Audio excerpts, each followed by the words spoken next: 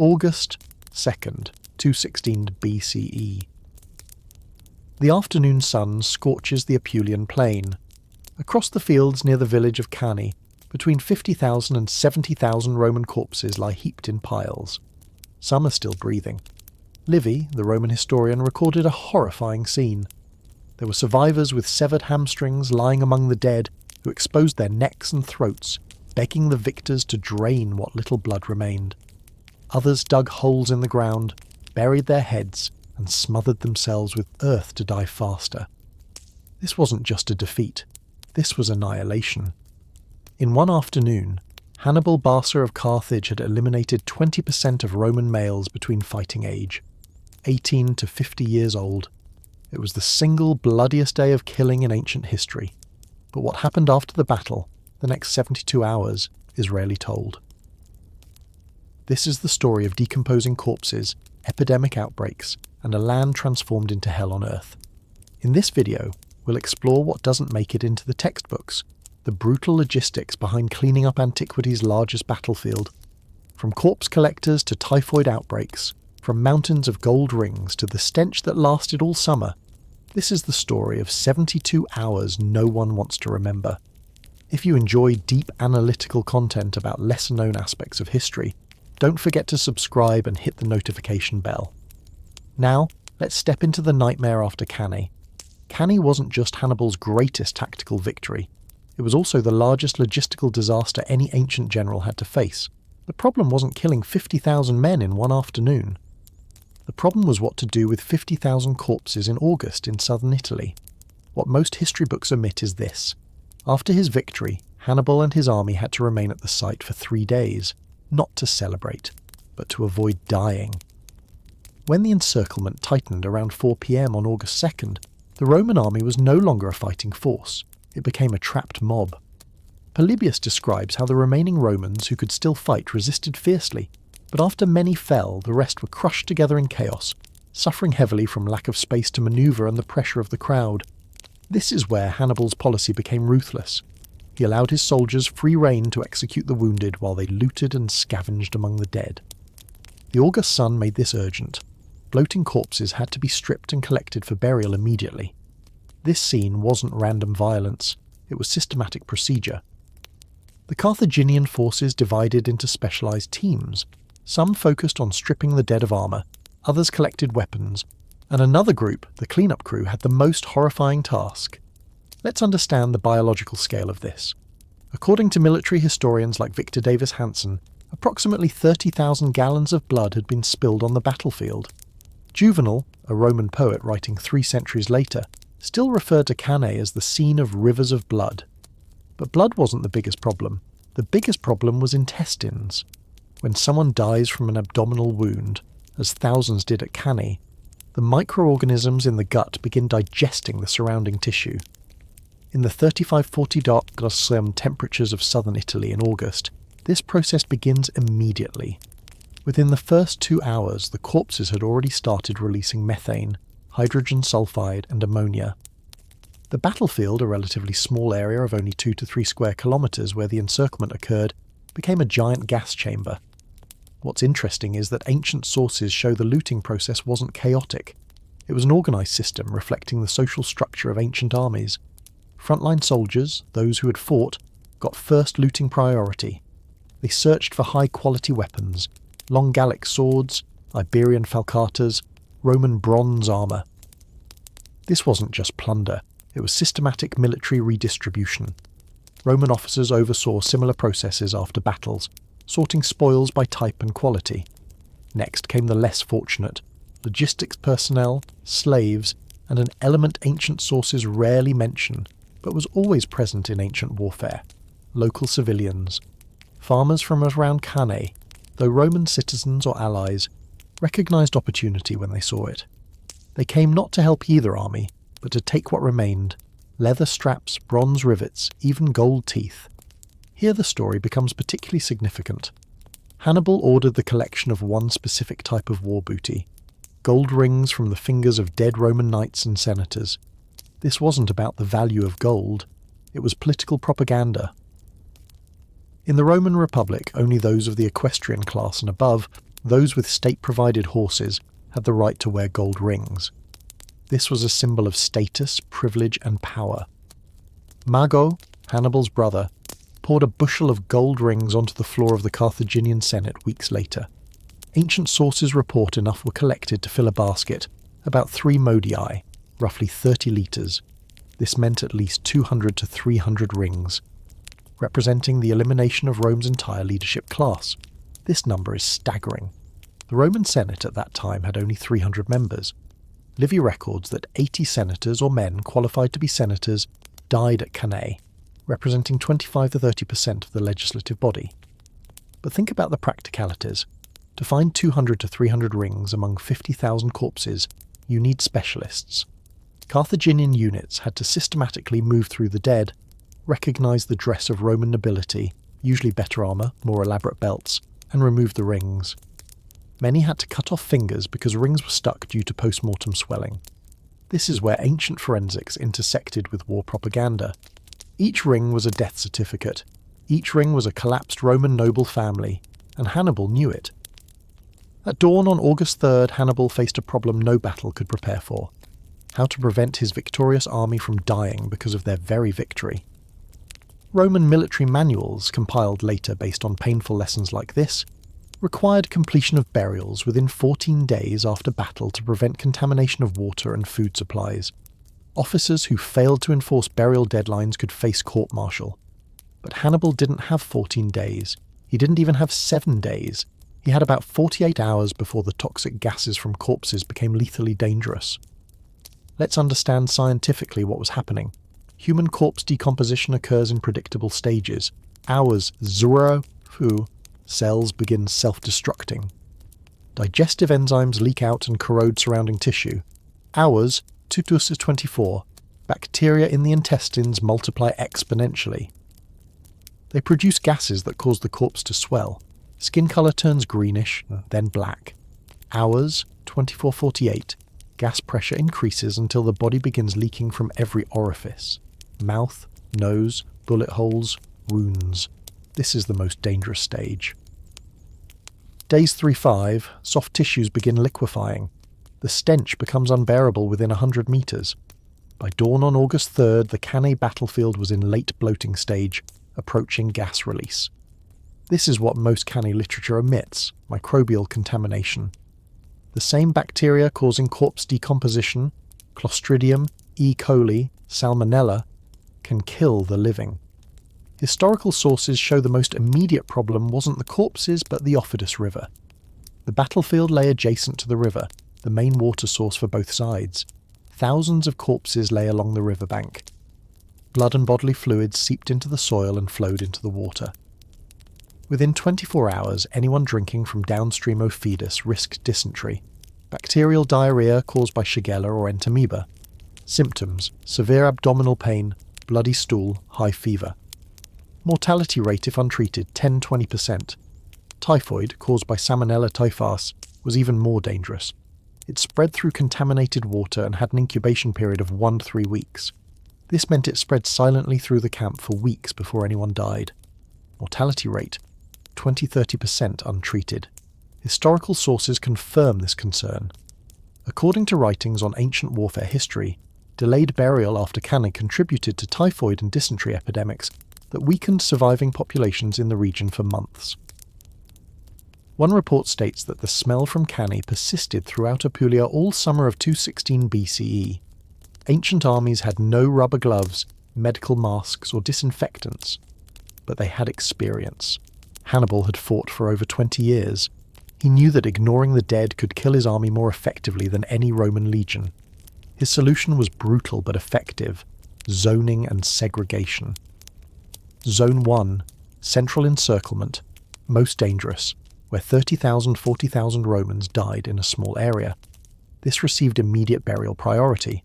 Work crews used long wooden poles to push corpses into massive trenches that local farmers dug 15 feet, 4.6 metres, deep. Zone 2, periphery, lower density, those killed while trying to flee. These corpses were left longer, but teams still cleared weapons and valuables. Zone 3, Aufidus River, highest priority. Work crews dragged corpses away from the riverbank. Some bodies were pushed downstream toward the Adriatic Sea. Sources indicate workers avoided direct contact by using long wooden poles. This wasn't compassion, it was contamination control. They knew touching the dead could make you sick. Some readers might wonder, why not burn the bodies? This is a reasonable question. Carthaginians cremated their own dead. Sources confirm Hannibal cremated his 6,000 fallen soldiers. But cremating 50,000 corpses was completely unfeasible. Here's why. To fully cremate one human body with wood requires about 400 kilos of dry wood and burns for 6 to 8 hours. For 50,000 corpses you'd need 10,000 to 20,000 tons of wood, 300,000 to 400,000 labour hours of burning, assuming you could run multiple pyres simultaneously. Vast area to set up thousands of cremation platforms. The area around Cannae was agricultural fields, not dense forest. There wasn't enough wood within 50 kilometres. And even if there were, transporting it would take weeks. Moreover, smoke from burning tens of thousands of corpses would create a toxic cloud covering the region for weeks. People within a 10-kilometre radius would cough blood just from breathing the air. No, burial was the only option, and it had to happen fast. August 4th dawn. The Carthaginian army had worked for 36 hours straight.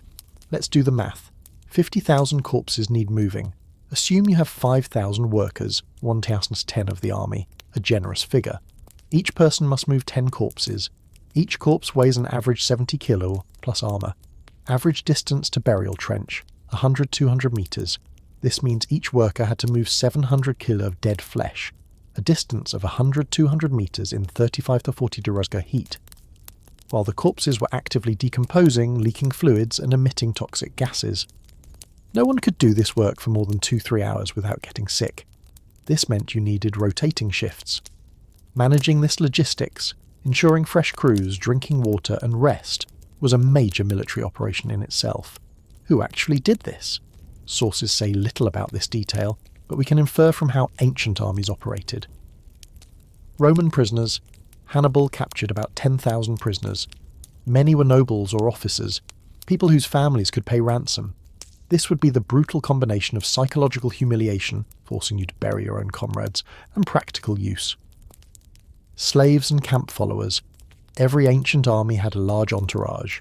Slaves, suppliers, blacksmiths, cooks, prostitutes. They often equalled 50-100% the size of the fighting force itself. After battle, they became clean-up labour. Local civilians, farmers from the surrounding area were paid or forced to help.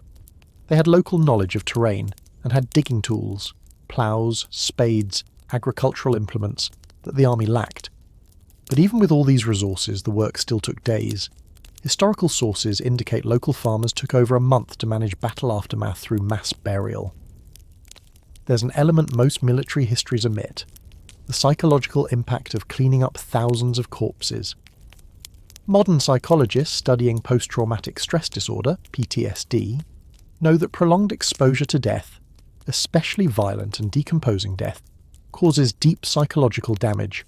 Modern morticians, forensic workers and disaster relief personnel, even with training and protective equipment, often develop PTSD. Now imagine doing this work without gloves, without masks, without training, in extreme heat, while yourself wounded, exhausted and starving. Some went mad. Livy records strange stories of wounded Romans burying their heads in the earth to suffocate faster. Polybius describes how those crushed in the mass of bodies, unable to move or escape, went completely insane from the pressure and noise. They flailed helplessly like wounded insects, exposing their throats to the victors. These stories aren't just horror details. They're evidence that the battlefield itself had become a machine of psychological torture. Here's a remarkable detail. No mass graves near Cannae have been discovered in modern archaeology, nor any trace of bones from the dead. What does this mean? Two possibilities. Either the corpses were left to decompose completely, possible but dangerous to the victors, or they were buried so deep and far that they haven't yet been found. The second option is more logical. Sources say local farmers dug trenches 15 feet deep, about 4.6 metres. That's deep enough to protect from animals and deep enough to make modern archaeology difficult. But for centuries afterward, ploughing crews in Apulia still dug up human bones, fragments of bronze armour and arrowheads. Local farmers called some fields Campi Sanguinis, fields of blood, well into the Middle Ages. August 5th. The official burial work was mostly complete, but the battlefield remained a bustling economic site. This sounds strange, the economics of catastrophe, but it was the reality of ancient warfare. Understand that Cannae wasn't just a battle. It was the largest wealth redistribution event to occur in southern Italy in the 3rd century BCE. The estimated value of military equipment left on the battlefield was enormous. A complete Roman armour set, Lorica Hamata, chainmail, was worth about 150 denarii. That's 4 or 5 months' soldiers' pay. Cannae had about 10,000 or 15,000 quality armour sets, 30,000 swords, 20,000 helmets, and tens of thousands of spears. Total value, estimated 2 to 3 million denarii, equivalent to the annual military budget of a small nation. Hannibal couldn't take it all back. His army already carried equipment, and transporting an additional 100 tons of metal across the Apennines was unfeasible, so a new distribution system emerged. Tier 1, Carthage, the finest items, Damascus swords, Greek lapis armour, artisan helmets. This is what Mago brought back to Carthage as proof of victory. Tier 2, Carthaginian officers, high-quality equipment to re-equip their units or sell to allies. Tier 3, common soldiers, what they could carry, daggers, bronze belt buckles, leather straps. Tier 4, local metalworkers, bought bulk scrap metal, dented helmets, broken swords, torn armour to melt down and recycle. Tier 5, farmers and scavengers, what remained, wood from spears, leather from belts, bones for glue. Within a week, an informal market had formed near Cannae. Ancient sources rarely mention this because it was an unofficial phenomenon, but we know it existed because the same pattern occurred after every major battle in antiquity. Blacksmiths came from Tarentum and Brundisium, arms merchants from Capua, even representatives of Greek cities wanting to buy Roman swords to study their design. Prices fluctuated wildly. In the first week, oversupply crashed prices. A good Roman sword, normally 20-30 denarii, could be bought for 2-3 denarii. But as Hannibal moved out of the area and imposed tighter controls, prices skyrocketed. This isn't just a story of greed, it's a story of ancient war economics. Historian Peter Temin noted that the Second Punic War caused such massive economic disruption that metal prices across the entire Mediterranean fluctuated for decades. Here's where the story becomes darkest, not from violence, but from the cold pragmatism of humanity. Among Hannibal's 10,000 Roman prisoners, many were nobles or officers, people whose families could pay ransom. Hannibal set ransom prices: 300 denarii for a common soldier, 500 for a centurion, 1,000 for a tribune. But the Roman Senate refused to pay. This wasn't cruelty but strategy. If Rome paid ransoms, it would incentivize future commanders to surrender, rather than fight to the death. The Senate's message was clear: if you allow yourself to be captured alive, you are no longer Roman. This created a nightmarish predicament. Thousands of Romans, wounded and captive, realized their families were forbidden from saving them. Some took their own lives. Some joined Hannibal's forces as mercenaries. Others perished in captivity over the following months. But some, those with valuable expertise, negotiated alternative arrangements. Roman engineers possessing knowledge of siege machinery served Hannibal in exchange for freedom. Physicians treated wounded Carthaginians. Interpreters facilitated negotiations with Italian cities. This is warfare's darkest reality that no one discusses. Survival sometimes requires serving those who slaughtered your comrades. The problem with 50,000 corpses isn't that they disappear after you bury them. They continue causing problems for months, even years. Modern epidemiological literature shows large mass graves create lasting environmental problems. Groundwater contamination. As bodies decompose, they release nitrogen and phosphorus-rich liquid called leachate. This liquid seeps through soil and can contaminate the water table within a 500-metre radius for 2-3 years. For Cannae, this meant wells within half a kilometre of the main burial pits became unsafe for drinking for at least 2 years. Local farmers had to travel farther for water or dig new wells. Soil biology. Decomposing tens of thousands of bodies changes soil chemistry. Initially high nitrogen, followed by ammonia, then heavy metals from decomposing bodies. Modern studies of mass burial sites show it takes 5–10 years for soil chemistry to return to normal. Some fields near Cannae may not have produced crops for years.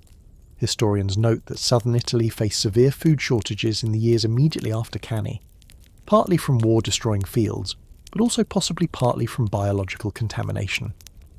There's one aspect of Cannae's aftermath that ancient sources rarely mention, but certainly occurred: scavenger animals. Feral dogs, wolves, foxes, vultures and crows, all present in Apulia, would be attracted by the stench. Within 2–3 days, thousands of birds and animals would gather at the site. This wasn't entirely bad. Scavengers actually accelerate decomposition and reduce the biomass the soil must absorb. But it created other problems. Disease spread. Animals eating from diseased corpses then travelled elsewhere, spreading bacteria.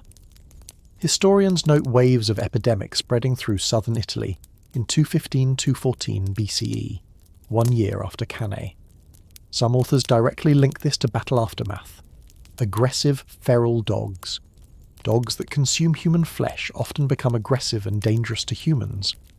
Roman cities passed ordinances in the years after Cannae requiring elimination of feral dog packs, likely a response to this problem.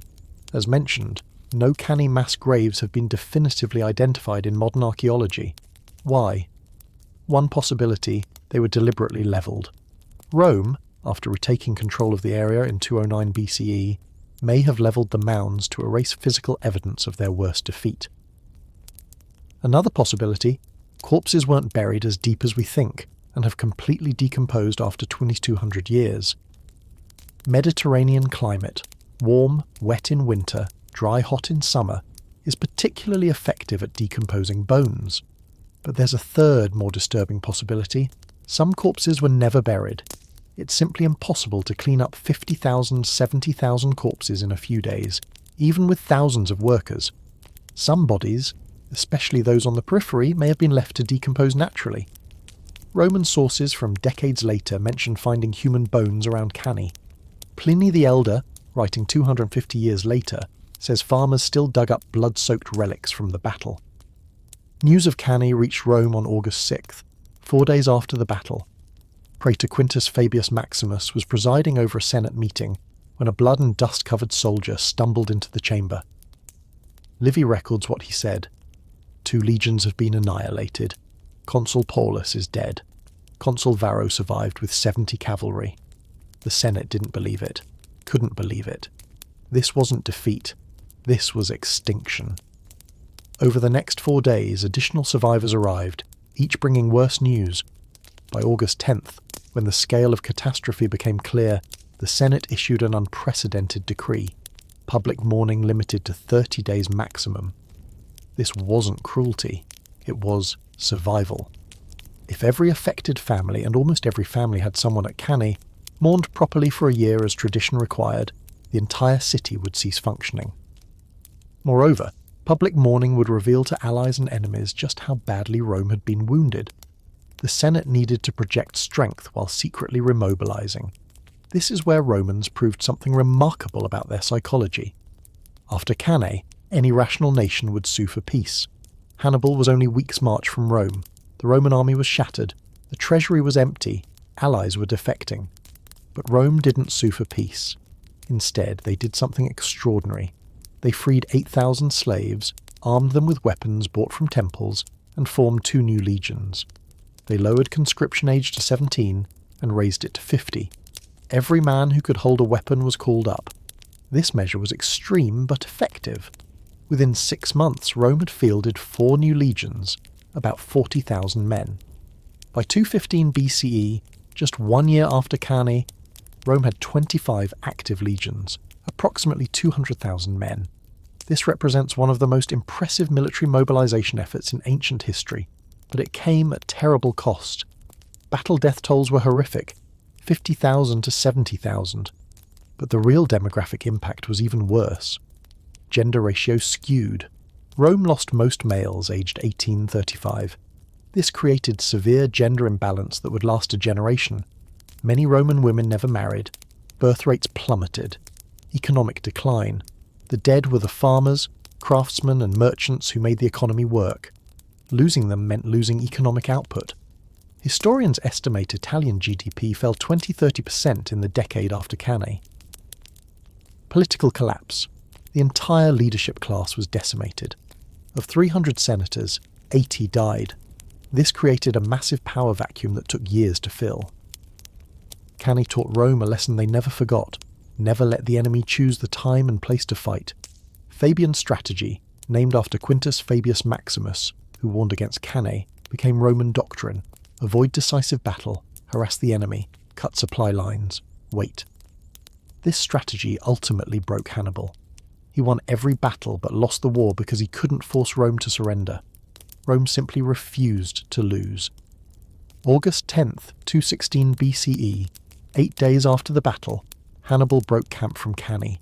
The work was done, victory was recorded, the gold rings were en route to Carthage. But as his army marched south, they left behind a land forever changed. The fields around Cannae remained contaminated for years. Wells were unsafe, farmers lost harvests, disease spread. Local populations struggled with epidemic outbreaks that killed more than the battle itself. For the survivors, both Roman and Carthaginian, those 72 hours left psychological scars that never healed. The stench of decay, the screams of the dying, the endless pushing of corpses into pits. Why do we need to know this? Why focus on these gruesome details instead of tactics and strategy? Because real war doesn't end when battle ends. The real cost isn't counted in battlefield dead. It's counted in contaminated wells, orphaned children, starving families, and survivors who must live with what they saw. Hannibal won at Cannae, but in hindsight, cleaning the battlefield probably weakened his army as much as any battle. 3 days of disease exposure, exhausting labour, and psychological trauma all reduced the combat effectiveness of the winning force. This is the paradox of too complete victory. The winner must stay and clean up while the loser flees and lives to fight another day. Rome lost 50,000 men at Cannae, but they didn't have to bury them. That was Hannibal's job, and perhaps, just perhaps, that's why Rome ultimately won the war. They learned from Cannae that victory isn't about glorious decisive battles. It's about the ability to absorb losses, recover, and keep fighting. Cannae taught Rome how to lose without being defeated. That was a more important lesson than any tactic. If this video changed how you view ancient warfare, leave a comment below. What other battles would you like us to explore from this perspective? Don't forget to subscribe for more history content they don't teach you in school. Thank you for watching. See you in the next video.